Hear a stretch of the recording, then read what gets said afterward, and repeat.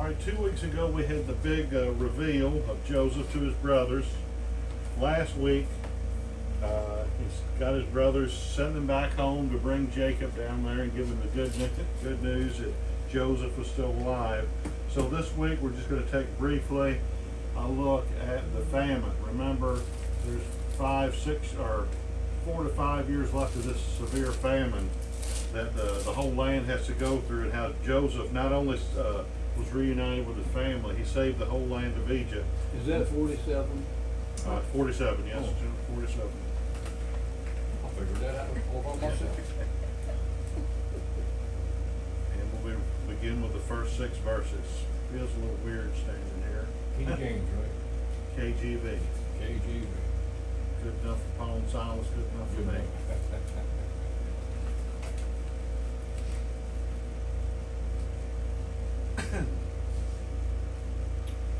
Chapter 47.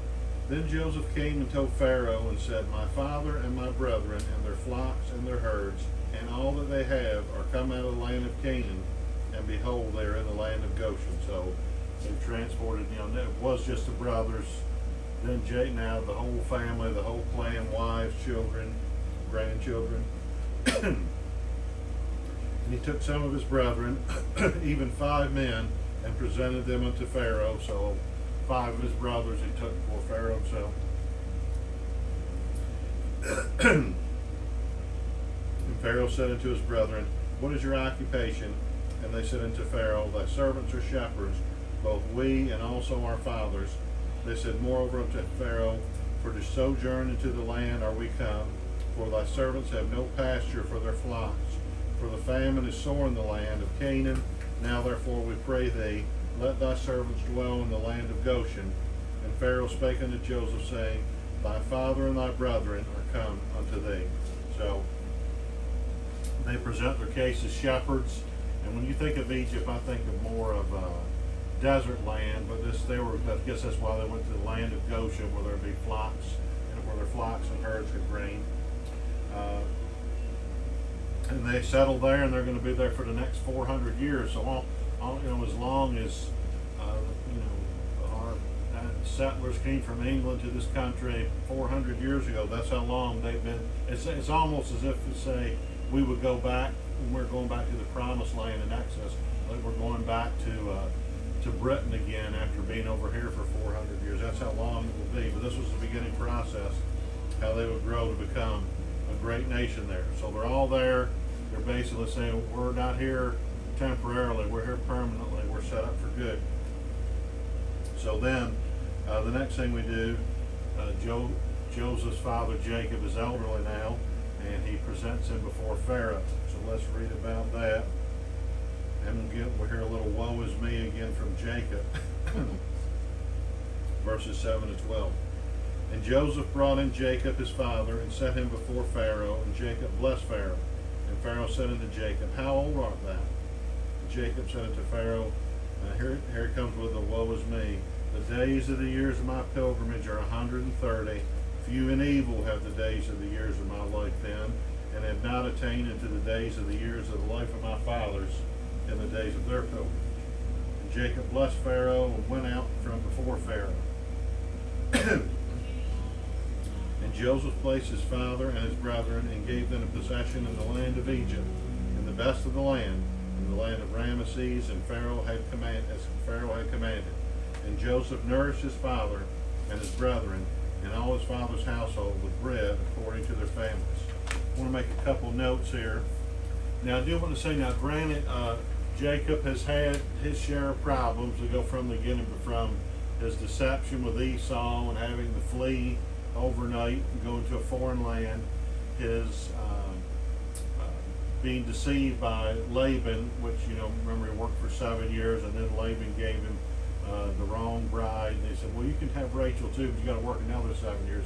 Ended up working for him, fleeing from him, losing his beloved wife Rachel, and then thinking his son Joseph was killed for 20 years, and all the discomfort. So he's had a share of difficulties, but at the same time, he's had a good couple weeks that almost made it forget all of that. And I wanted to make a note that he said he calls his days few let's just go one little bit of tip. You remember back when we were in the first part of Genesis I'll be right back. and talking about how people live to be old? All right. Jacob is now 130. Okay. Nobody lives that long today. That sounds old, but I say based on his father's age, that would probably be somebody. That'd be like someone saying, "I'm in my 60s. I didn't live. I'm not as old as my father was, but I'm in my 60s." All right. His father Isaac died at 180. Abraham died at 175. Abraham's father Terah was 205. You see, they're starting to go down. So I pointed out that they're going down, and where eventually Joseph will live to be 110. Moses 120. And then after Moses, no one in the Bible, I think only one person in the Bible is recorded lived to be over 100. So by the time between the flood and the promised land is when the ages are starting to level off and to get into the lifespan we are. And then by the time of King David, the first king, lived to be 70, and none of the kings after him lived that long. Then they started shrinking more, so now they're starting heading back in the right direction. So that was just pinpointing how Jacob had commented at 130. Mm-hmm. He was basically saying, you know, I'm not old like my parents. By the day's term, yes, but by those days, no. All right. So Jacob's been prevented for affair. Joseph and some of his brothers. So once again, it said Joseph took 5 of his brethren. I don't know which 5 he took. I'm sure he took Benjamin, who was his whole brother, and he was closest to Judah, who was showing spiritual leadership. And I got a feeling the ones who maybe were the most behind taking him into captivity, he probably left didn't take that Simeon predicted to go. All right, so they've been focusing on the family these last couple of chapters, but meanwhile, remember the whole world's in a famine like we've never seen. Egypt, Canaan, both are suffering. So we'll read how the famine continues to get worse. Verse 13 to 19.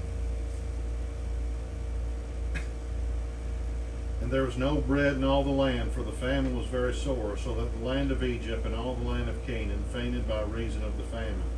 And Joseph gathered up all the money that was found in the land of Egypt and in the land of Canaan for the corn which they bought, and Joseph brought the money into Pharaoh's house.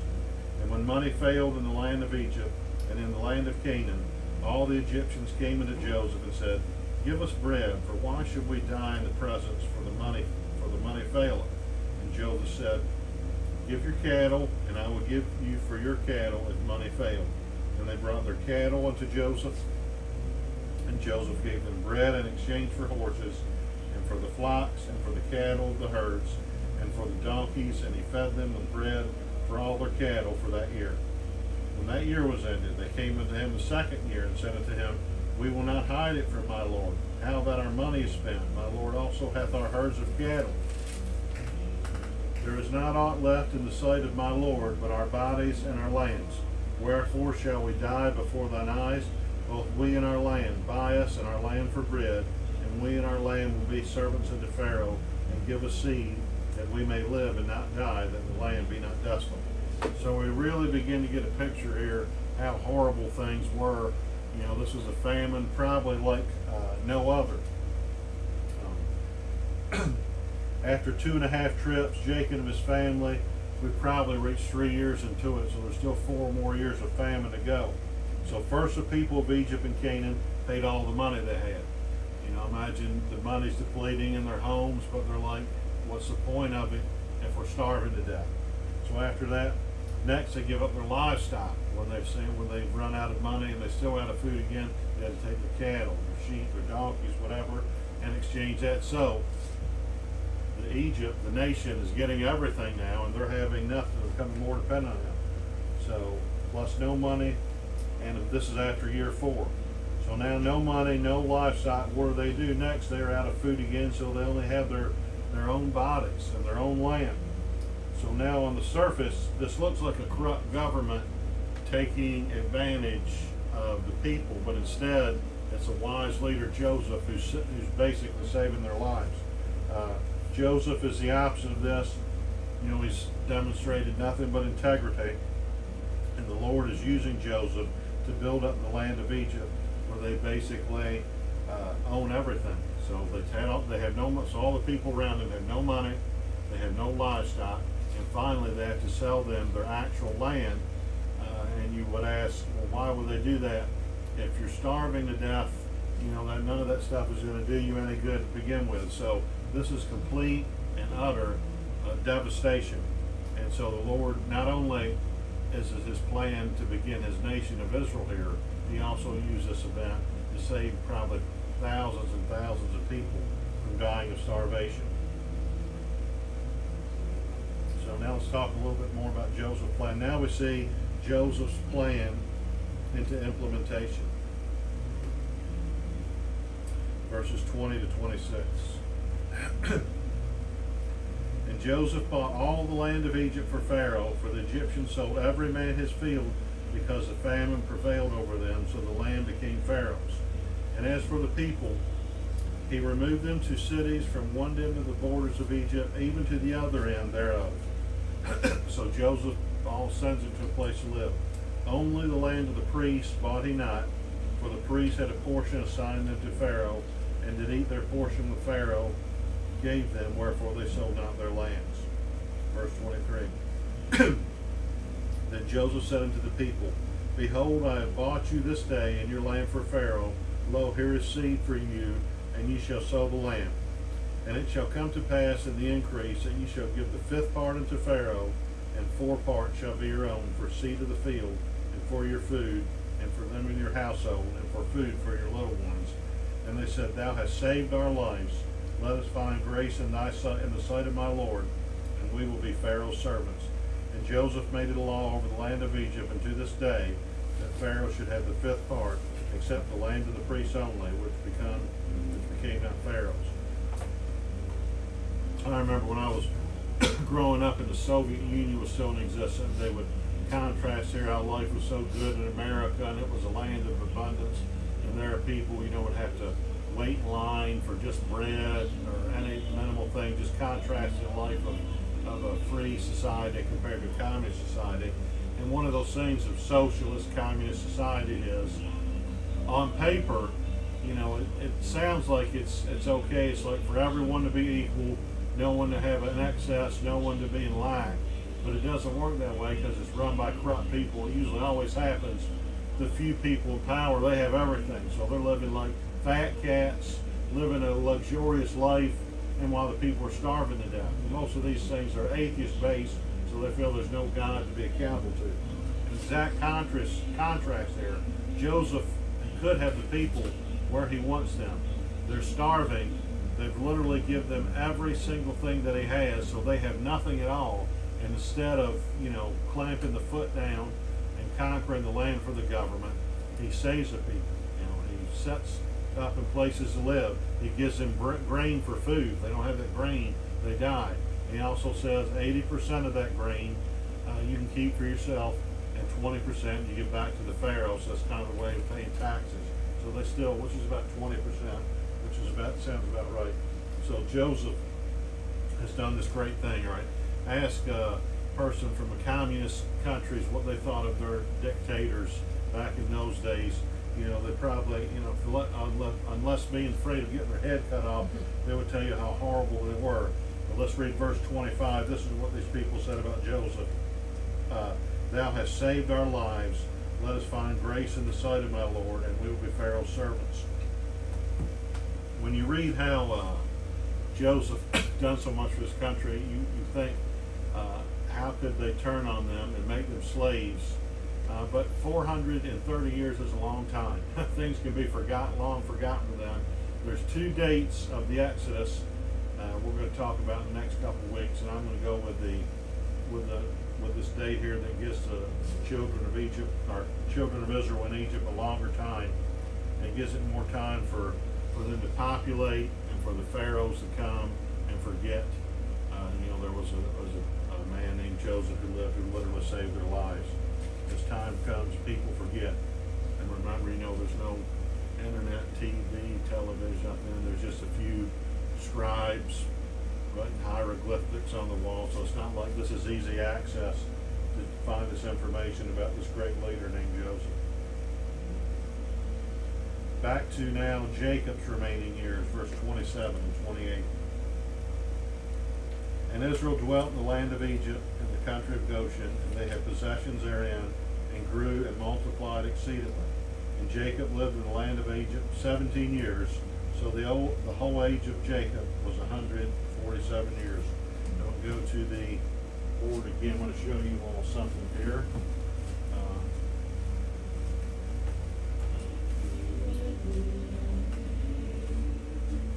So, by most estimates, Jacob was 90 when Joseph was born. When Joseph was 17, he was taken captive. So Jacob was with Joseph the first 17 years of his life. Then for approximately 21 years, he thinks Joseph's dead. And then at the age of 130, he's reunited with him, lives to be 147. So notice anything here, the Lord gave him 17 more years. It's like he gave him another 17 with a son that he thought was long gone. So I think that was just maybe more than a coincidence that the Lord did that. Even in the time of rapidly reducing lifespans, he gave Jacob a good amount of time to see Joseph's children, grandchildren of his, grow up in front of him. That was nice of God. Yeah, he does those things. So the first 17 years of Joseph's life and the last 17 years of Jacob's life, the Lord truly restored all things to Jacob, and in this case, making his latter days better than his former days. You know, usually things kind of go down towards the end, but the last years of Jacob's life seemed to be his best, and it was a struggle, but now long forgotten. Kind of like our picture life. Sometimes this life seems like one struggle after the other. And eventually, when we get to eternity, all these trivial things will be long forgotten. And Jacob has one more request. Verses 29 to 31.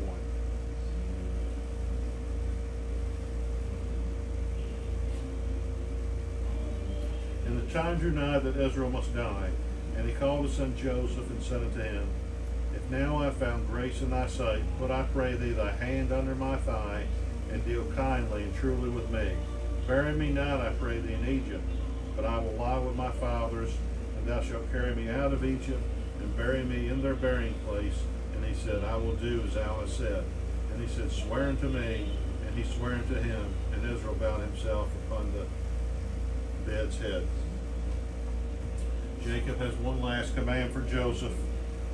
He will live the remainder of his years in Egypt, but when he dies, he wants to return to the land of his father Abraham to be buried with them.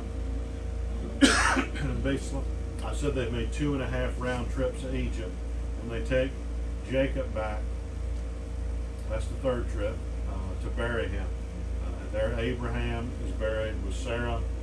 There Isaac is buried with Rebekah. And there Jacob is buried not with Rachel, but with Leah. So that kind of completes the cycle. So does Joseph go back? Huh? Does Joseph go back, or does Joseph stay there? Did Joseph take him? Yes. We'll get to when Jacob's funeral. They'll talk about how I think they'll say they mourned for 40 days, had a big procession, took his body back, and then him and all of his brothers went back to Egypt. Now we know in the Exodus when Moses led the children out of Israel, they took the bones of Joseph. Whether they took the bones of the other brothers or not, don't want to get too much into this, but I saw this creation video, and there was a community in the part of Egypt. There's 12 tombs there, and one of the 12 tombs had like a decorated thing with like many colors, and the theory is that's where Joseph's and his brothers were buried. And I believe all the tombs were empty, so they might have taken all the bones with them. So in the end, that was their final round trip from Canaan back to Egypt when they found the promised land. So just a thought there. And that's Jacob's last command. So, all right, for the next 3 weeks, we'll look at his farewell and some entrance and stuff. He's going to give a prophecy. over all 12 of his sons and what's the future going to be for them. We'll talk about Jacob's burial, and then we'll talk about Joseph's burial. Also, the concern that his brothers had when Jacob's going, while they went back, they were glad to be reunited with their family, but they had the thought in their mind, is Joseph going to ever take revenge on us for we did a horrible thing to him? And I imagine while their dad was alive, or not imagine, it says so, they said, well, as long as Jacob's alive, he wouldn't do anything. But we'll get into when Jacob dies, the concern comes to them that, he's gone. Is he going to say, all right, what happens to us? We know Awfully Joseph. is. Huh? Awful. Yeah. All but Benjamin and maybe Judah. Yeah. All right. And we'll leave that there. This is it was kind of a short lesson, but a good week this week because of our room arrangements. But anyone have any comments or questions about our lesson this week?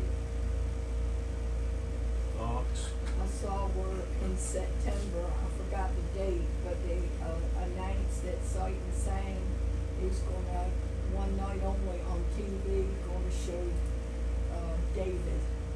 Is that the one that's being played right For here them, right for now? people that can't travel and Okay. all the elderly and all nursing homes and all, it's gonna be in September. How so- long is that David playing? Because we were thinking about going in late October. Would it still be playing Yeah. then? I think so. It may, but it's getting pretty close. Yeah. to Getting close. Christmas. Probably for the holiday I season. got a on TV. brochure in the mail, come last You week. notice the date? I'll notice the date, Okay, let you know. all right. All Yeah, right. it's right. Watching it on TV is one thing. Yeah, You can't right get there, it. right when you got it. But if you're up there, that's a whole different. It just amazes me that what our lives can bring, the heartaches, the Yeah. pain, and, a lot of times people say, well, I don't understand that, they've been in church all their life, and this is, but I really believe that through those valleys, through those trials, that we're playing that role, that God is going to Working show something us. out, Yes, yeah. He is. He is working something out. Where is our faith? I imagine how many people in heaven will go, thank you, Lord, for that tragedy. Thank you, Lord, for cancer. Thank you. If it weren't for that, I wouldn't be here. Or, so, because this is a rare example, like I said, where they actually saw God's plan unfold before they Yes. died. Some of us might not see it, but we just have that faith that eventually He's going to work everything out Yes. as we give our hearts and lives to Him.